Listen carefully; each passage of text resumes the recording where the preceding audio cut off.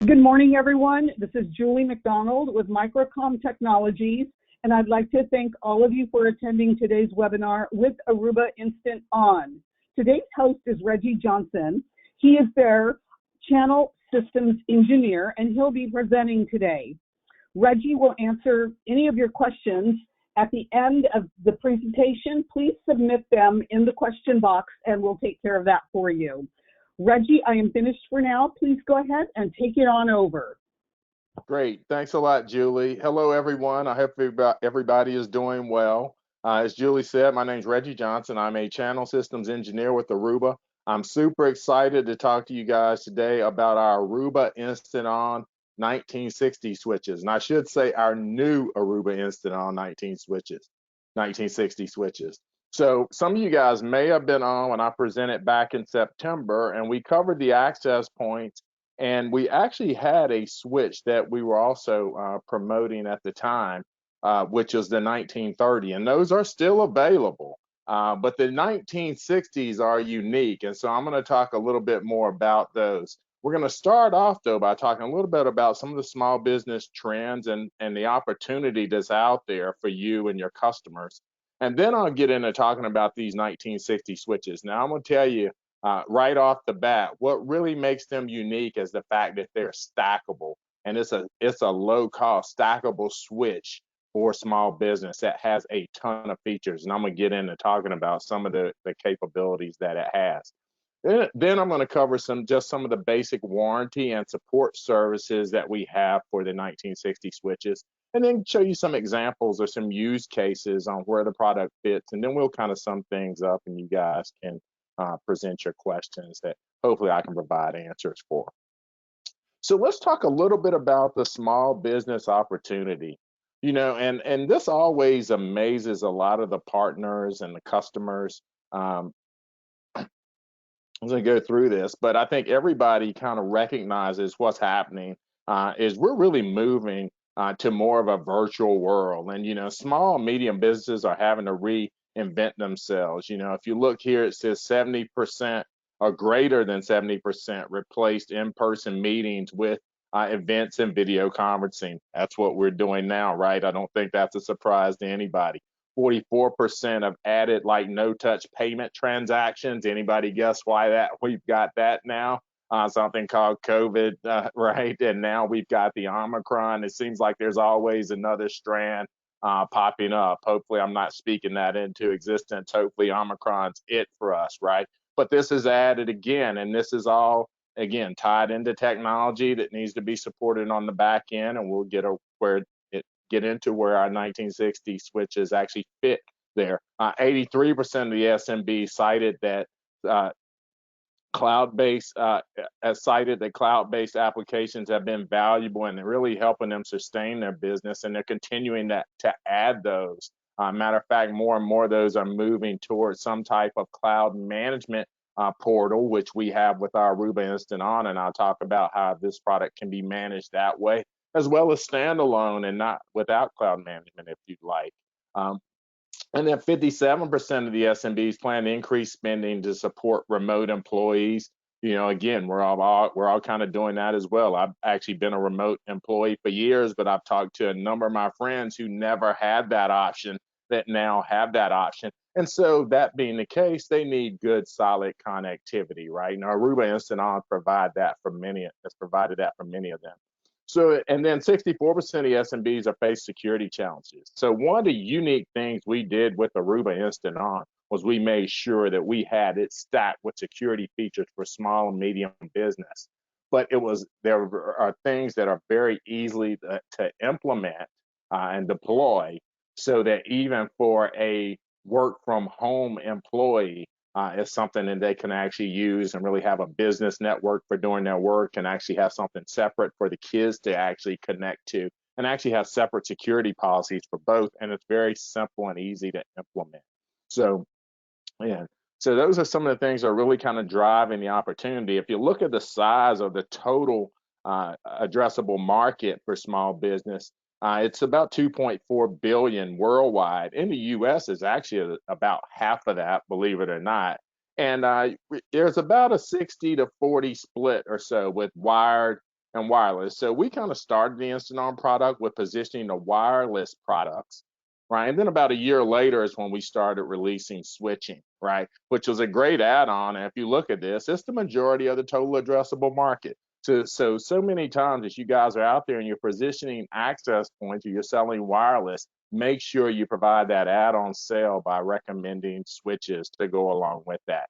And hopefully by the time we're done today, you'll see the 1960 switches will be a great one to add there. So also within the switching platforms themselves, what we've also seen, because again of all this new technology and the demands out there, is a rise in demand for power over Ethernet, right? So you want to, a lot of you, I'm sure everybody here is only familiar with what power over Ethernet is, but it's continuing to grow. You know, we were familiar with initially there was the 15-watt standard, and then there was a 30-watt standard, which was 802.3 AT. Now we're up to a 60-watt standard, which is 802.3 BT, right? And so, and that's providing support for things such as the smart lighting and thin clients, things that are actually requiring more power, but it's also backwards compatible in order to support some of these things that don't require as much power, such as the lower end VoIP phones, some of the basic cameras that are out there. Some of the pan tilt zoom cameras actually do require quite a bit of power. And then so like for things like retail POS, the power requirements can vary. But you can see that market's continued to grow as well. They expected to be a $2.9 billion just in the PoE Ethernet device market by 2027. And that's growing from a $2.5 billion market in 2020. So about 2% growth rate there for that 5-year period or 7-year period. So as we look at our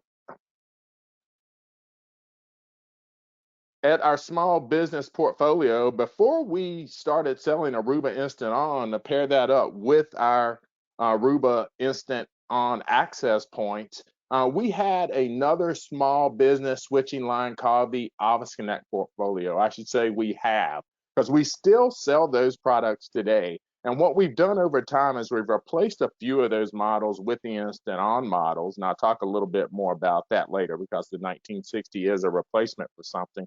But we've got an unmanaged Office Connect line, which is our 1400 series, and you can see there's the 1405 series, and then there's the 1420 series, which is actually a gigabit model, which actually allows you to will support PoE. It actually has 10 gig uplinks on it as well. These are simply truly plug and play. You simply plug them in. There's no putting an IP address on them. They don't even get an IP address, right? So simply you plug them in and they work. Most of these are typically fanless products. They sit on the desk and they're quiet. And again, they're unmanaged, so there's no way to actually do any configuration of a GUI interface. But there's some customers out there that actually need it a little bit more than that. So for those customers, we had what was our Office Connect 1920 switch series. And so it gave you some basic management. It had IP addressing. It actually supported VLANs in order to be able to segment the network a little bit further. You know, no routing capability, anything advanced like that. But you could there were actually multiple PoE models. There were fanless models as well. That's going to actually soon be replaced by our 1830 that we've got coming out very soon. We'll probably end up doing a presentation on that for you guys as well. But and great set of products, great fit, but no routing capabilities, limited security, but did do the basic VLANs, as I mentioned, which is really segmenting networks. The 1930 was actually a replacement for a product that we had in the Office Connect line, which was the 1920 series. The 1930 brought all the benefits of the 1920 that the 1920 had. So we did VLANs. It actually does some basic routing as well, and it had the local GUI that you could log into. But the 1930, in addition to all those things, now also is cloud managed.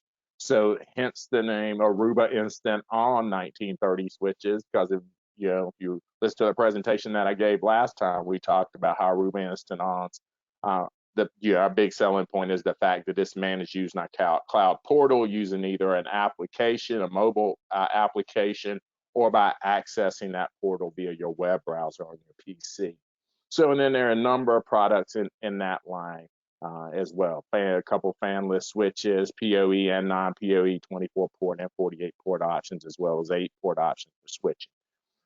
The 1960 is an add-on to that provides all the capability that the 1930 has, but the 1960 that I'm going to talk about is also a stackable switch. And it's a replacement for the 1950 that we had. You'll probably see some of those out there still being marketed. We actually just finally announced end of sale on those. But the 1960 is a great placement for those. It actually does everything that the 1950 does and then some. And it has some additional support for some things like Class 6 PoE. In addition to the local management we talked about, it also has cloud management. It has routing support. The big selling point, though, is the fact that it is stackable, right? And we can actually have up to 4 of these in a stack. And I'll talk about kind of the different types of stacking and how that's actually possible. So there are 5 switches in the 1960 portfolio. And so there are 4 access switches, so 24 port and 48 port access switches, 1 gig access switches with 2 10 gig copper uplink ports on each one of those, as well as 2 10 gig SFP plus ports to support fiber in order to be able to run these for longer distances, perhaps between buildings, etc. Areas where it's too far for traditional Ethernet. And then we've got an aggregator switch, which has 12 10 gig base T ports on it, and then it's actually got 4 SFP plus ports on it for your fiber connectivity as well. So these actually have 12 10 gig copper ports on it. So this is really what we refer to as a power user type switch, or a type switch where perhaps you'd want to connect server or storage devices up to it with those 10 gig connections, because now you provide the ability, if you got multiple users hitting those connections, then it needs to be a larger link, right? So we refer to that as an aggregator. So if you think about a campus environment, it's one that you'd probably want to have maybe at the main site. And if you've got multiple buildings, you could have those buildings linked back to that. Or if you got several buildings and you're using these with some of the other switches, you can actually connect these together and actually be able to manage them as a single unit, even though they're in different locations, in order to simplify that management. And so that's the benefit of that stacking capability. And these are also backed by a limited lifetime warranty, which we're actually known for. I know a lot of you guys know that that's one of the strong selling points that we've always had as HPE Aruba, is we have an outstanding warranty.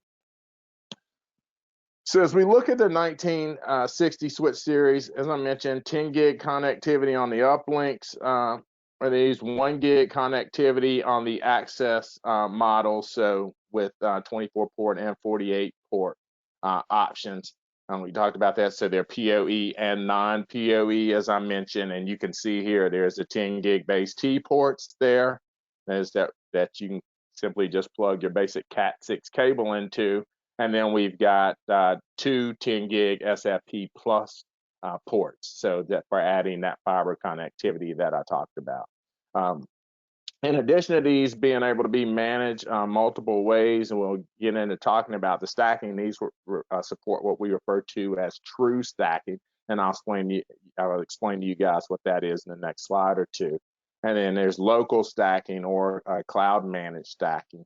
And then we'll talk about, and then you can see here some of the advanced features, particularly a lot of these are security features. There's support for access control list, 802.1x for authenticating users. This is something in that small business space you don't see a lot of from the competitors out there, but we have support for that, as well as MAC authentication for authenticating users onto the network.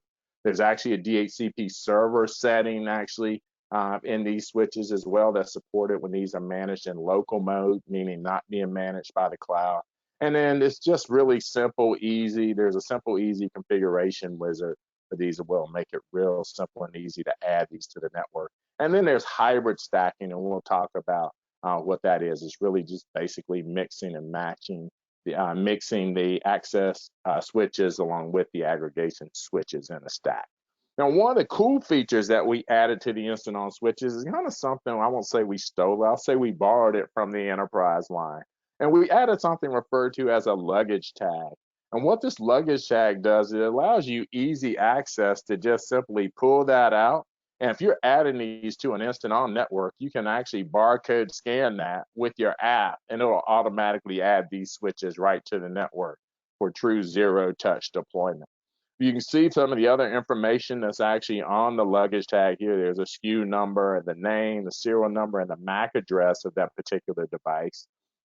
And so what's really nice about that is, let's say you have to make, in addition to being able to add these onto the network easily onboard these, you also got the benefit of if you have to call TAC, you can simply just pull out this little tab and give them all the information that they need, as opposed to having to turn it over, maybe perhaps unplug it or go walk behind a rack. You can simply pull out this little luggage tag. So kind of a cool feature for these, right? And a lot of times if you got these in a rack or something in their stack, right, the last thing you want to do is have to go behind that rack. So the 1960 aggregation switch I talked about has 12 10 gig base T copper ports and 4 SFP plus ports for fiber connectivity is stretched out across sites, as I talked about. It supports that hybrid stacking. And what hybrid stacking is, I'll say again, is basically mixing the access switches that we talked about, the 24 port and the 48 port with the 12 gig aggregator in a stack. And there can be any combination of those with up to 4 in a stack. 4 is our max. Now, this is something, even though they're 1950 stack, they did not have that capability of actually mixing and matching the different models. You could actually only stack the aggregators with an aggregator, and you can only do 2 in a stack, and then you can only do total of the other access switches, you can only do 4 of those with a stack, but only with other access switches. So why is stacking important? So we talked about, convenient deployment. So it's nice. You can basically connect these together. We talked about the ability to actually spread these across multiple sites.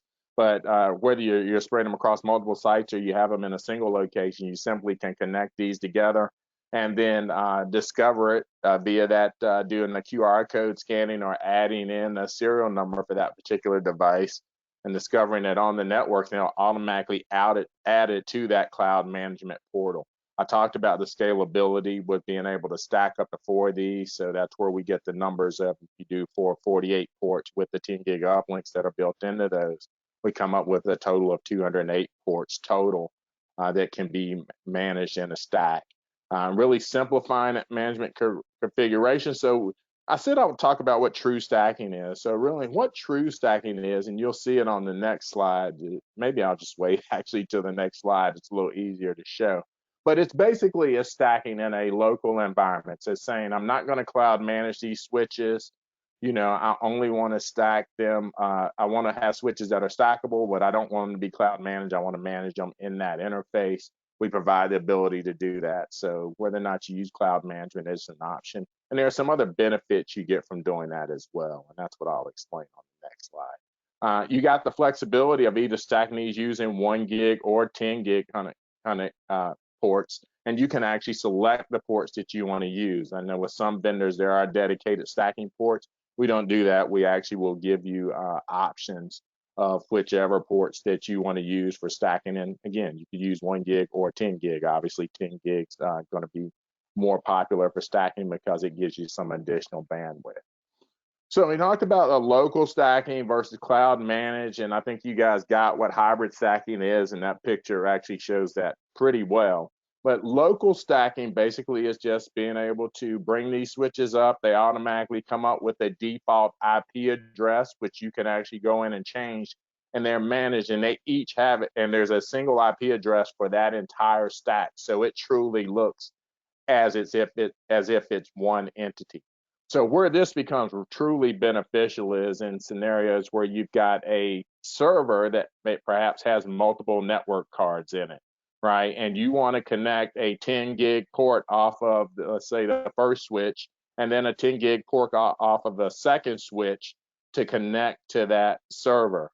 That's going to give you additional redundancy because you don't have them both connected to the same switch, right? So if that single switch failed, then you would lose both those connections. So it gives you, and that's referred to as what we call distributed link aggregation. In cloud managed stacking, each one of these switches actually has its own separate IP.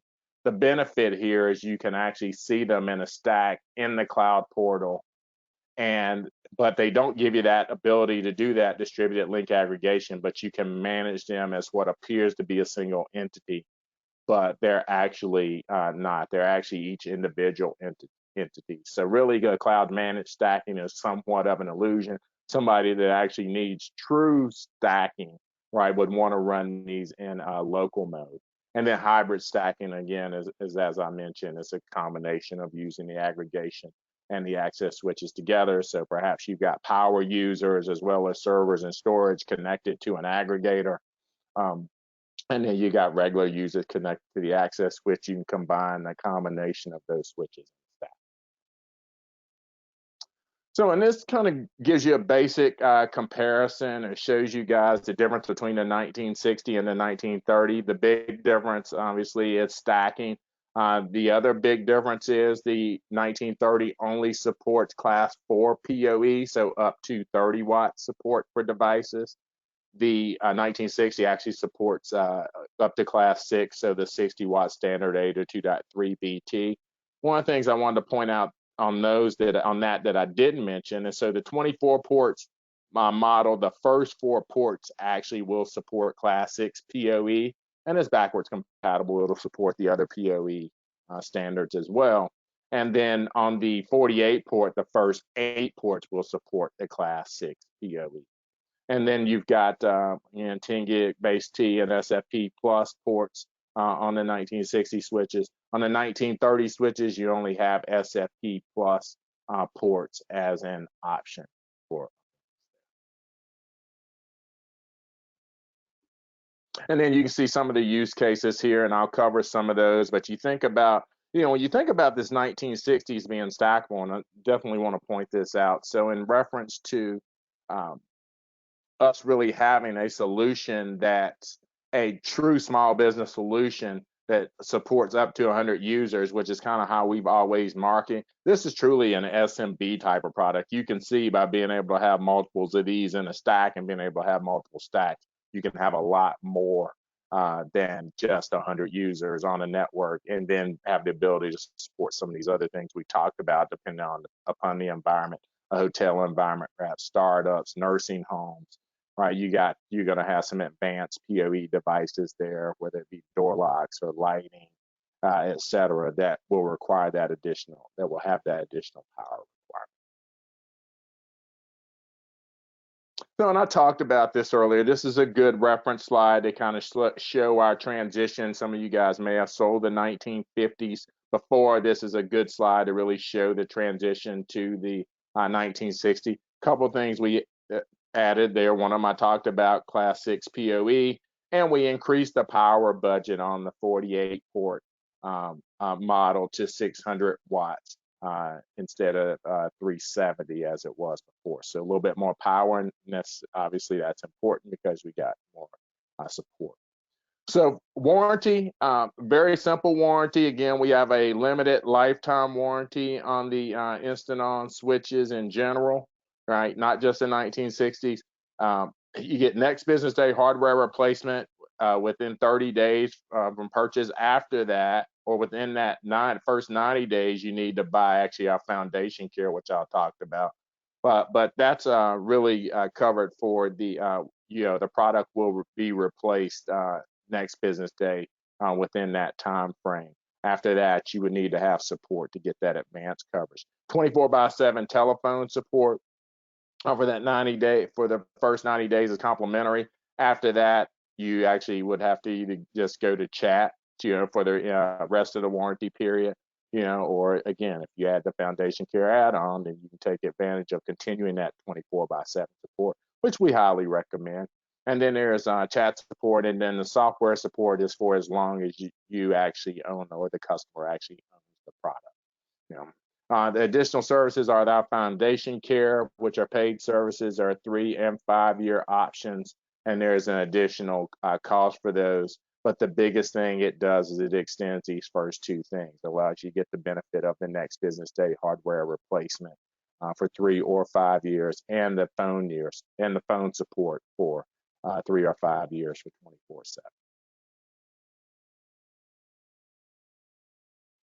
So some of the use cases, so I talked about a few of these. You think about the hospitality space, hotels, places, you think about nursing homes, you think about I'll talk a little bit about the professional offices later, but you think about tech startups, that's where they kind of fall in. But you think about that hospitality space, everybody's adding these advanced PoE devices. One of the things I'm seeing added most often out there is the smart lighting or the LED lighting, and they typically have a higher power requirement. Medical clinics type of environments or somewhere else where you're seeing more class 6 PoE devices, some of the higher end VoIP phones now with a lot of the video that's on the phones now in situations where people actually have a phone. Thin clients have that requirement. Some of these biometric sensors, we talked about lighting earlier, the closed caption TV surveillance cameras. Some of the access points are requiring more than a 30-watt standard, but typically in those environments, what I'm finding is there's also a requirement for more throughput than just 1 gig as well. So obviously the SMB product's not going to be a great fit there. And then we've got professional offices. So you think about tech startups where they've got servers and storage, and then they've got high-end desktops. They're sending around these huge CAD files, and they need high throughput, right? So the 1960 Aggregator is a great product for that. And in many cases, they've got multiple buildings, et cetera. So again, great fit. This is a great slide showing this. I want to make sure we don't run out of time here. So this is just a good reference slide. You can see you got a 1960 as an aggregator, perhaps in that particular environment. In this case, it's on the first floor. And then we've got a stackable set of stackable switches, look like an aggregator and an access switch there that are actually in a stack. And then we've got a fiber connection going from the aggregator up to the second floor. So it's really acting as an aggregator in this scenario, going up to another 1960 24 port that's providing access for those users there.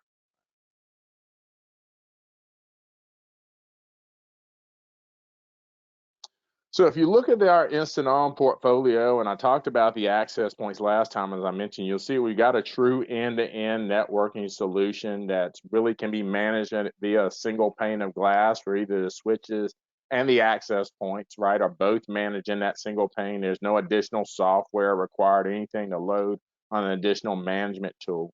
We provide managed firmware updates. We provide updates to the firmware probably about every 3 months. And it's usually an addition of additional features more so than it is actually bug fixes. A common workflow, so make it real easy for those that are not so IT savvy to do a lot of automatic configuration as you're adding access points and switches if they're discovered all together, actually to bring them all on the network and configure them appropriately without you having to do anything else. There's a great topology view that's actually used for troubleshooting, or if you want to replace a product that perhaps is showing up offline in the topology view, you can launch into that product and actually do it directly from there in the cloud portal. And then there's remote management. So for those of you, obviously there are some customers out there that are going to be do-it-yourself customers, but those that desire for you as a partner to be a managed services provider, right? We can manage about 150 sites with InstantOn. So that's regardless of whether or not it's one customer with multiple sites or multiple customers within your particular platform, you'll be able to manage up to 150 locations. So with the combination of products that I've talked about here today. So as we look at, InstantOn, what our true brand promise is to our simplicity. So we talked about the simple, easy setup, with using a mobile app or the cloud portal, and that's again for the switches or the APs. I talked about the built-in security capabilities that we have. I talked about a lot of things in reference to wireless around that, but we've got a lot of security features in wired as well. So access control list There's DHCP snooping capability, et cetera, a number of things from a wired perspective that you don't see in that small business space. We got support for great performance with 802.11 AC access points. We also have Wi-Fi 6 access points as well, or 802.11ax, and then various models of the switches and configurations, 8 ports, 24 ports with support for gig and in 10 gig connectivity. And there are no hidden fees with Aruba InstantOn. So with the cloud management, there's no subscription, no licensing fees, which helps with the total cost of ownership. And there's a one-time only hardware cost. That's it. So as I mentioned, a lot of security features are built in. Some vendors make you buy an additional appliance for some advanced security features. And the other thing is Aruba is a truly trusted vendor. So we've been doing this for a long time, 19 years to be exact. In the wired and wireless space, we've got a proven track record of great technology with superior hardware as well as quality software. And then there's outstanding support and community to support you guys as partners. So with that, that pretty much wraps things up. I want to thank you guys very much. And if we got a few minutes, Julie, I'll be glad to take a few questions. I probably ran a little bit over. Thank you, Reggie. We are good on time. No worries there. The presentation was wonderful, and we do have questions. Let's get started. First one. If you answered some of these already, I'm still going to ask just in case, extra information is what, sometimes people are looking for here. First question, are the Aruba Cloud managed accounts free? Are they free? Yes. Yes, they are. Yeah, there's no charge for the actual account. You just simply go in and you register, and you've got your own personal portal that you can log into, as I said, to manage a single customer or multiple customers from that actual portal. So yeah, there's no subscription fees, no licensing fees, et cetera, right, for managing these devices. Excellent. Thank you so much. Next question here for you. How many locations or switches, rather, can one Aruba Cloud account manage? Okay, so yeah, up to 150 locations. There's no limit on switches. There is a limit on total devices per, whether it be switch or AP, per location. That limit is 25 switches or access points or a combination thereof. So if you've got 22 access points, that means you can have 3 switches that those are connecting to for that particular site, but then you could have 150 sites configured like that. Excellent, thank you. Next question here for you. Will the 1960 support third-party routers and devices? Yeah, so it will support just simply plugging in, third-party devices, with absolutely no problem. And in terms of PoE, as long as they're standards-based PoE, we support the PoE standard. So, for those devices connecting up to the switches, we'll support those as well. And we do just traditional standard-based static routing on the 1930 as well. But that does not mean it can be a NAT router for connecting it directly to your cable modem, right? We can do that, but you'd have to actually plug in the 11D access point that actually has switch ports on it that can do that, but it's not an actual router from that standpoint. But yes, we'll support third party. Thank you. Next question, and you may have talked about this. How many ports does the new switch offer? How many ports? And is it stackable and rack mountable?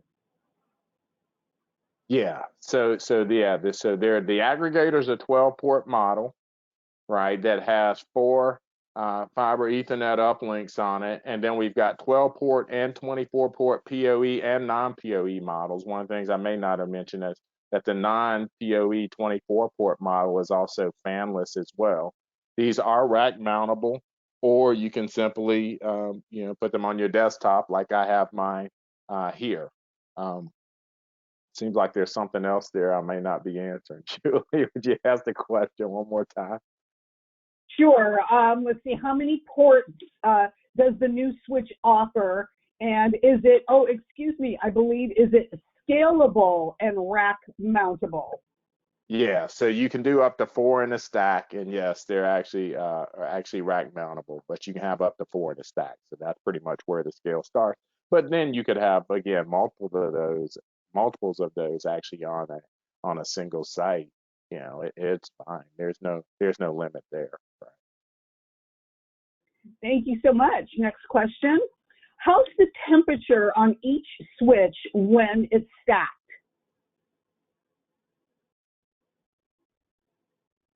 How is the temperature, or what is the temperature? It does say how's the temperature, but it sounds like they're asking about the temperature. Yeah, I mean, it should be good. I got a couple here on my desk, and actually, they're not super hot or anything. I mean, we definitely, I would say, refer to the data sheets for some more detailed information. I can't tell you specifically, but I've had these two on top of each other here down on the desk, and obviously, the larger ones have, the others have fans in them. There's only one model that's fanless, but yeah, I mean. I think they're actually above average from a cooling aspect. Not sure if I'm answering that question the way they want me to, but I would say definitely refer to the data sheets for more detailed information. If you got additional information, make sure you guys. Gotcha. Thank you so much for that. Let's see, next question here, or we start off with a comment. The luggage tag is absolute money. I love it. Who has the ability to flip the devices once they are racked and filled with cables, which is a great idea? I'm not sure I'm following that. One more time, Okay, Julie. it's okay. I will read the question again. Let's see. Who has the ability to flip the devices once they are racked and filled with cables? Oh, to flip the devices? Yes. As in turn them upside down? I'm not sure I understand that question. No problem. Let's go on to the next one. I got one here for Okay. what would be the fees after the 90-day telephone support? Will this be a one-time fee payment or a monthly subscription going forward? No, it's a one-time payment, so you're basically just paying for 3 years or 5 years worth of service, and Great. that's it. And Okay. that's a one-time payment. Yeah, Okay, and that's terrific. actually those. Oh, sorry, Julie, and those can't be they can't be renewed either on those, and they actually need to be purchased within the first 90 days. No problem. Let's see. Last question here for you. When adding a new managed device to the Mobility Master, should the MAC address or IP address of the managed device be used? Well, I mean that's actually not a question. It's actually in reference to the instant online. So if they want to follow up later, be glad to take that question Okay. back. Okay, I will definitely let them know. Reggie, thank you so much for answering all of those questions for us today. And also thank you to everyone for attending today's webinar. And if anyone has any further questions, please feel free to contact your sales rep, or you can email us at sales@microcomtech.com. And if you wish to view any of the products mentioned or shown today, please visit us at www.microcom.us. And remember, this webinar presentation has been recorded and will be uploaded to our Microcom YouTube channel so you can view it again. Thank you, everyone, for being with us today. Until next time, and next time with Reggie and Aruba, we appreciate it. Have a great day, everybody. Bye-bye for now. Well, thanks, Julie.